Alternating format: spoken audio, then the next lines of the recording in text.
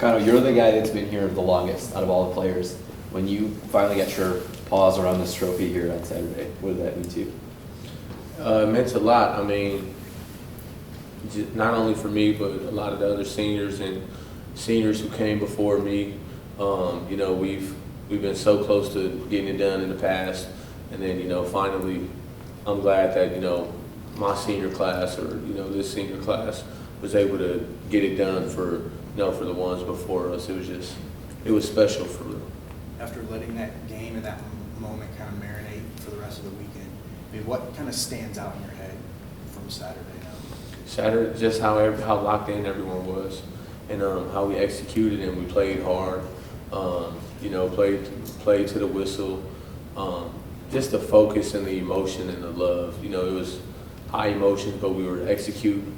I know I was telling you that earlier in the week. In the past, we let our emotions get the best of us, and you know, on Saturday we were pretty even keeled. So it was pretty nice to see that we were executing and flying around. Why do you think you were able to keep those even keel emotions this year? You weren't able to the past 4 or 5 years. I'm not really sure. I just felt like we just prepared pretty hard, and we knew what they were gonna come at us with, and I just felt like we were ready for the opportunity. We made the most of the moment. How would you just go ahead, Danny. Coach Leffler talked about the legacy that you and your seniors left. What do you think that legacy is now? Honestly, whatever we want it to be at this point in time. You know, beat Toledo, we ended the drought, but just really just a stepping stone for us to move forward now and to approach every week just like the one we had last week, and to get better, to really focus on ourselves and executing and making it all about us even more so. How would you describe the journey to get to this point, through just specifically in the rivalry? What has that journey been like, the ups and downs, and finally getting that relief? Yeah, it's been tough. It's been frustrating. You know, 14 we were in the MAC championship, 15 we were in the MAC championship, and both of those years, and even in 13 too when we won. You know, we lost to those guys. It was a close game, a lot of mental errors, a lot of mistakes, and it was just a big relief just for all of us, the alumni, to finally put that game together and you know, even up the record. You know, I think it's 40-4 now. So that felt good for us, and just starting this century off right. You know, it was just special for us. Did you hear from any of those guys? Definitely. Jude, Brian, BT, Travis Green, Trent. A lot of those guys reached out to us. Isaiah, just a lot. You know, Austin Valdez.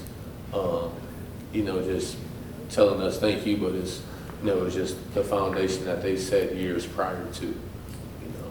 Coach talks about how important it is to continue to develop leadership in the locker room now. Talk a little bit about that, about the leadership group of players, and if you think that's getting stronger and better. He says that's key. Yeah, I definitely believe it's getting stronger, and I believe so because we're getting more confident. You know, we're gaining confidence in ourselves, and we're also getting to know our teammates more too. You know, so I feel like as long as you know your players and you believe in yourself, and you're not afraid to speak out and tell everyone how you feel, you know, ultimately it's going to benefit us. So we've been getting better at that, but we still can make some improvements. And, you know, it starts in practice. As long as we practice hard and practice great habits and lead by example, you know, we can just keep going forward. As memorable as that win was, you guys still have half the season to go. So how can you use that?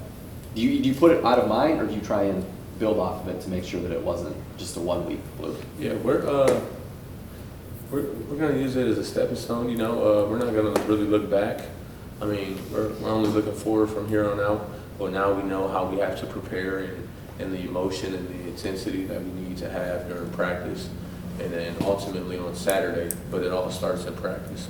So just copy that blueprint, get better at that blueprint. You know, improve in some areas, and just keep stacking them and keep getting better and focusing on the next week.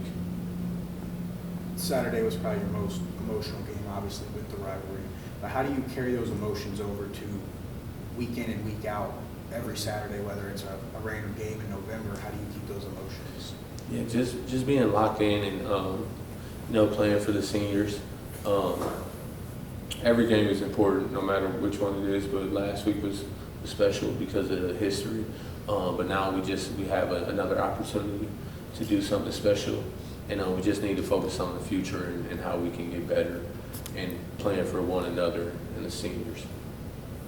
It's a new week. Do you feel like what you guys are trying to build off is here on a Monday? Yeah, definitely. Today, just going out there, making some corrections for some certain looks. Our minds are right. We're focusing on CMU now. But as we prepare tomorrow at practice, we're gonna increase the intensity and increase the focus even more so, and just continue to try to stack that. Grant Boy, been around here a while, back up, started one game before Saturday, and he's the dude that leads the win the first in 9 years against Toledo. Like, who does he think he is? G. Lloyd is great, man. I'm proud of him. Been talking to him a long time. Our lockers are close to each other, and I just felt like it was only right for him. He stepped up, created a lot of big plays for us, gave the defense some energy right away. First play of the game, I believe. He's been working hard. He deserves it. Stay grinding, stay working on his body in the film room, on the field. It was just great to see, though.